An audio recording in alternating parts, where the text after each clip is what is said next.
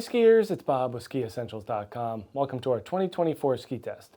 We've got an Atomic Redster Q9.8 for you today, and this ski is just a really fun, wider-bodied frontside ski. It's 84 millimeters underfoot, and normally that's where we see most skis kind of transition into the all-mountain format. But this thing basically uses their race room construction and overall footprint, put it in a wider bodied format and say, have at it, make some nice clean round turns on the groomers. And you get a lot of power as a result out of it. Having more ski on the snow.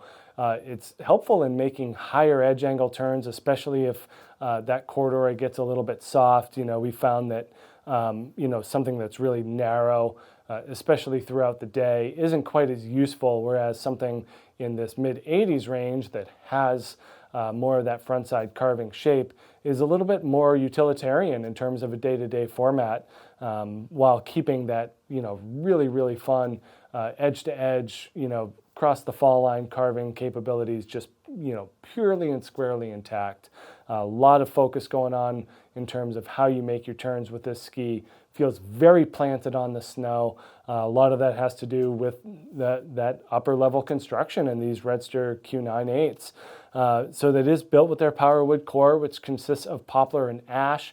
Normally we see ash reserved for more race-oriented skis. It's a denser, heavier wood, so it holds up to more rigorous skiing, more aggressive carving. And then that poplar keeps it a little bit on the lighter and more energetic side. So you do get the blend of those two woods in this ski. Then we get two sheets of metal, and then the RevoShock steel vibration absorption system, basically. We saw Servotech lately. That went away, gave away to RevoShock. So it used to connect to the front of the binding plate and just extend a rod up through here. They're doing a very similar thing with these plates. These steel plates are kind of mounted in an elastomer material, and that allows them to kind of flex and float a little bit, and they counteract the chatter and the vibrations of the ski in order to keep the smoothness at a maximum. Works great. These skis feel about as smooth and quiet as it gets. Again, loves to be planted on the snow.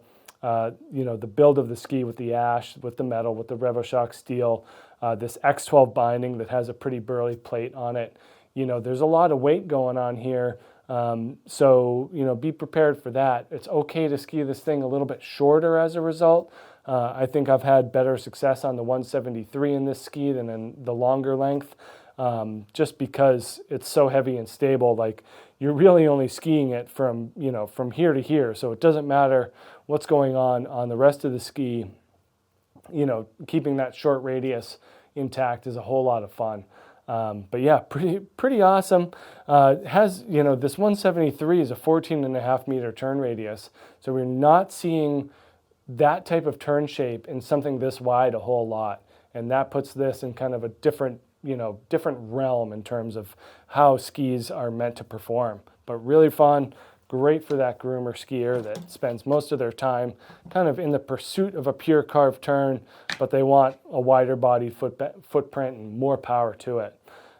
We do get that camber underfoot, and then really no rocker or taper to speak of here. Very much a true cambered ski with no taper to it. That edge hooks up right at the very front. Long effective edge equals a smooth snow feel. The longer that material is in contact with the snow, that's going to equate to smoothness. And then we see similar things going on in the tail as well, where we got pretty flat and square shape back here.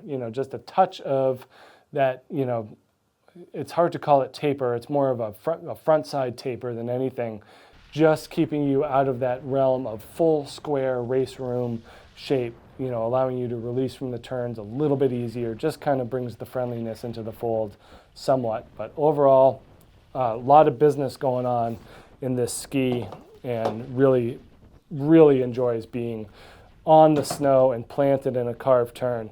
But when you roll edge to edge and really fully hook into that radius, it's a ton of fun.